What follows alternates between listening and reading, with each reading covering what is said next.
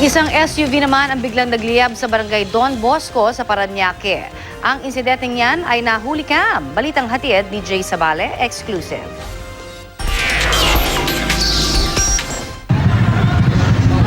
Kitang-kita ang pagliyab ng makina ng SUV na ito habang nakaparada sa tabing kalsada sa Doña Soledad, Better Living Subdivision, Barangay Don Bosco, sa Parañaque pasado alas 4 ng hapon kahapon.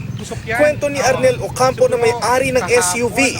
Galing daw siya ng Maynila at pauwi na sa Parañaque nang may mapansin siyang usok mula sa hood. Skyway ako, pagdaan ko rito, medyo malakas yung usok. Nung bumaba ako, tapos nakita ko sa ilalim, meron ng mga apoy-apoy.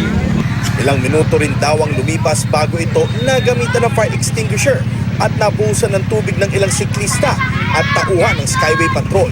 Sinusubukan pa nga nilang buksan ang hood para mabugahan at masabuyan ng tubig.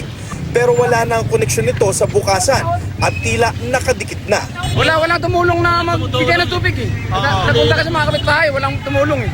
Sabado raw ay napansin na ni Arnel na may kaunting usok ang SUV at ipapagawa na sana niya ito sa kasa. Kinausap ko yung crew nila doon.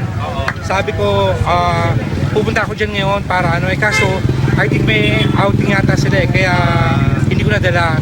Enero raw nang huli niyang ipinagawa ang sasakyan sa kasa kung saan pinalitan ng ECM o Engine Control Module nito. Jay Sabale, GMA News.